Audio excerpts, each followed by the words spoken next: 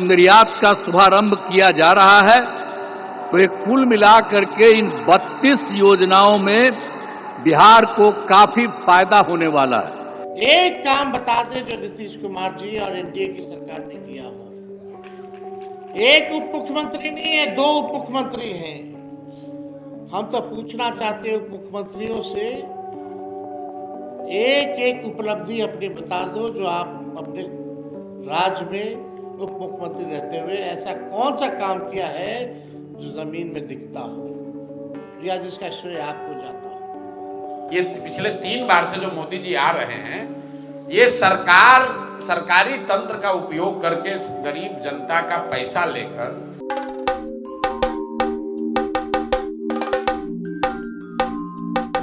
विधानसभा चुनाव बिहार 2025 कौन बनेगा मुख्यमंत्री? ये तैयारियां और संभावित सीएम चेहरों का हाल। नीतीश कुमार एनडीए अभी तक चेहरा कायम, लेकिन लोकप्रियता में गिरावट है। अगर जेडीयू बीजेपी चाहते तो सुर बदल सकते हैं। और आप सब लोगों को तो मालूम न है जी कि अभी जो अब हम लोगों की सरकार बनी, एनडीए की सरकार, आज जिसमें जो सरकार बनी 24 नवंबर 2005 को, उसमें बीजेपी और जनता दल यू के लोग थे। ये सब आज भी और लोग भी हैं, सब लोग हैं। तो आप जानते हैं कि हम लोगों की जो सरकार बनी, तो तब से तो हम लोगों ने पूरे बिहार के लिए सारा काम किया है। लेकिन याद करिए, जब हम लोगों को, आप लोगों ने और पूरे बिहार ने ये मौका दिया, हम लोगों को एनडीए में, लेकिन उसके बाद जो बोलिए कि उसके पहले वाले जितने थे, अब आजकल अनाप शनाप चारों तरफ प्रचार प्रसार करता रहता है। ये बहुत ही बिना मतलब की बात है। लेकिन जरूर पूछना चाहिए कि जब हम लोगों की सरकार बनी तो उसके पहले क्या हाल था? कोई काम उन लोगों का नहीं था।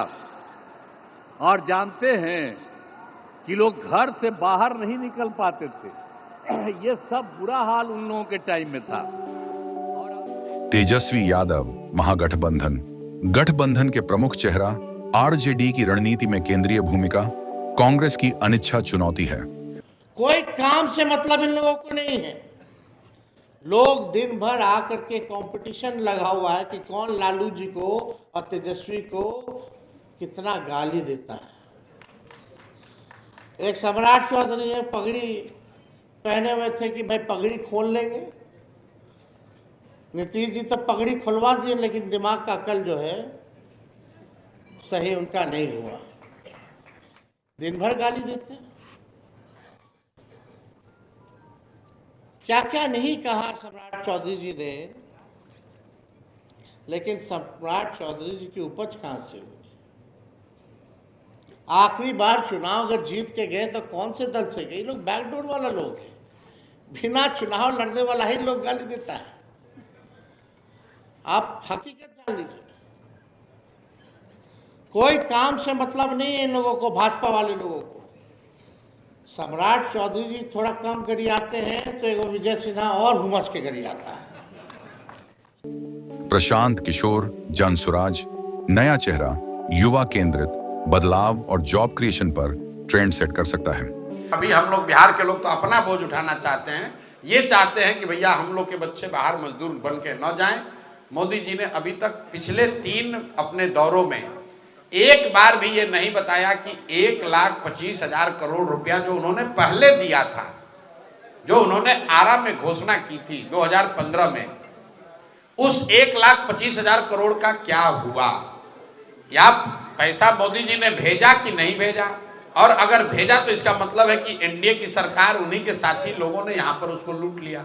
क्योंकि 1,25,000 करोड़ का कोई काम बिहार के लोगों को तो दिख नहीं रहा है। तो उस पर न बोलकर मोदी जी ने कल कहा कि कोई एक ट्रेन शुरू करेंगे हम लोग, एक गोरखपुर से उसको यहाँ पर बिहार में 25 किलोमीटर का। तो ये बात तो हम लोग रोज कह रहे हैं कि गुजरात जाइएगा तो 1 लाख करोड़ का बुलेट ट्रेन दीजिएगा और हम लोग को 25 किलोमीटर का रेलवे लाइन का उद्घाटन भी नहीं है, शिलान्यास होगा कि 25 किलोमीटर रेलवे लाइन बनेगा।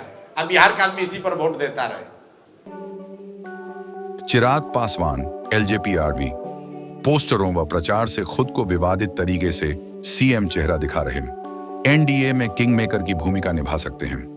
बिहार चुनाव 2025 बहुध्रुवीय, जाति आधारित और विकास वामुखी रणनीतियों का मिश्रण होगा।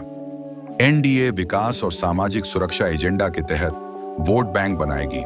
मैं बिहार से चुनाव लड़ूंगा।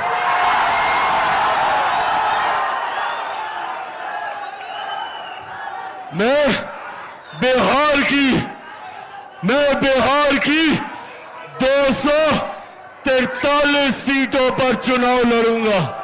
मैं बिहार से चुनाव नहीं लड़ूंगा, मैं बिहार के लिए चुनाव लड़ूंगा, बिहारियों के लिए चुनाव लड़ूंगा। विधानसभा चुनाव बिहार 2025 कौन बनेगा मुख्यमंत्री? दी महागठबंधन सांप्रदायिक असमानता, कानून व्यवस्था और आरक्षण जैसे सामाजिक न्याय के मुद्दों को हवा देगी। तीसरे मोर्चे प्रशांत किशोर की नई राजनीति और युवा उपयोगी फ्रंट लाएगा। कुल मिलाकर सीएम चेहरे तेजस्वी और नीतीश के बीच है, जबकि प्रशांत किशोर व चिराग इनके बीच भविष्य की राजनीति में अहम भूमिका निभा सकते हैं। पूरे बिहार में 243 सीटों का मुकाबला है। एनडीए ज्यादातर सीटें जेडीयू और बीजेपी के बीच बराबर बटेंगी, साथ में छोटे घटक दलों को भी हिस्से मिलेंगे। महागठबंधन रणनीतिक रूप से बड़ा दांव खेल रहा है। आरजेडी के पास 1400 सीटें होने की योजना, जबकि कांग्रेस और वाम दल भी सक्रिय भूमिका में। आम आदमी पार्टी, जेएसपी आदि सभी सीटों पर स्वतंत्र रूप से चुनाव लड़ेंगे, जो वोट विभाजन की स्थिति पैदा कर सकते हैं। Bureau report, Bihar editor report.